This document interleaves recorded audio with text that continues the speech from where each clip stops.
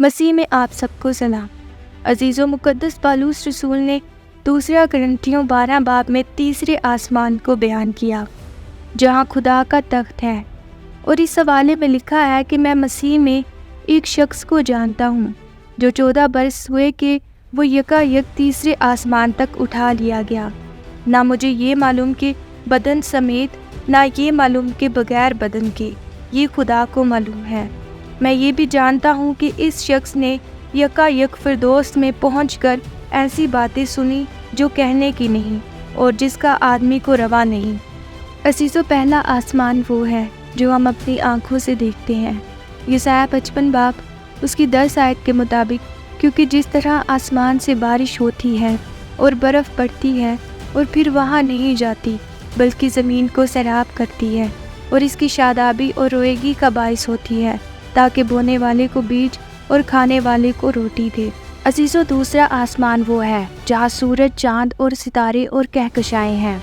पैदाइश पहला बाब उसकी 14 से 17 आयत के मुताबिक, और खुदा ने कहा कि फलक पर नैयर हो कि दिन को रात से अलग करे, और वो निशानों और ज़मानों और दिनों और बरसों के इम्तियाज़ के लिए हों, और फलक पर अनवार के लिए हो कि ज़मीन पर रोशनी डालें। और ऐसा ही हुआ।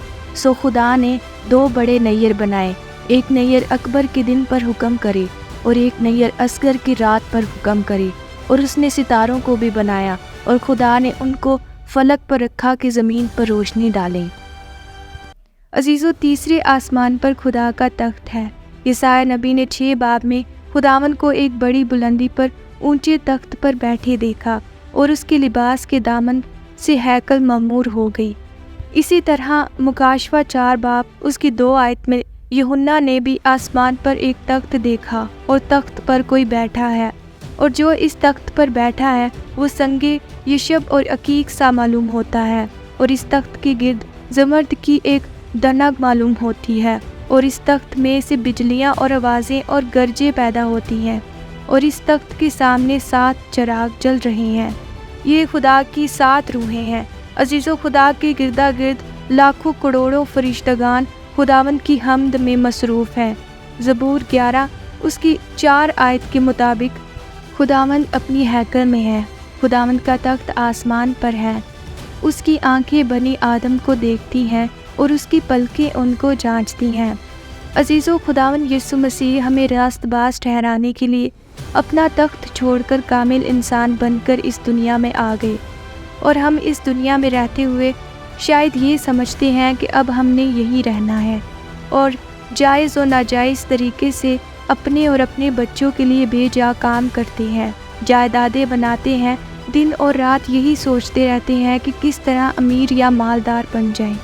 मुक़द्दस मत्ती के अंजील 6 बाब उसकी 24 आयत में लिखा है, कोई आदमी 2 मालिकों की खिदमत नहीं कर सकता, क्योंकि या तो एक से अदावत रखेगा और दूसरे से मोहब्बत, या एक से मिला रहेगा और दूसरे को ना चीज़ जानेगा। तुम खुदा और दौलत दोनों की खिदमत नहीं कर सकती। अजीज़ों, खुदावन की कलाम में लिखा है, तुम्हारा दिल ना घबराए, तुम खुदा पर ईमान रखते हो, मुझ पर भी रखो। मेरे बाप के घर में बहुत से मकान हैं, अगर ना होते तो मैं तुमसे कह देता।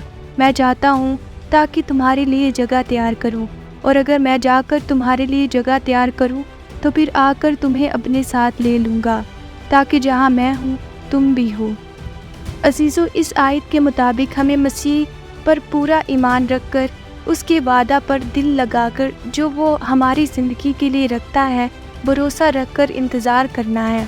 खुदावंद आप सबके साथ हो। आमीन।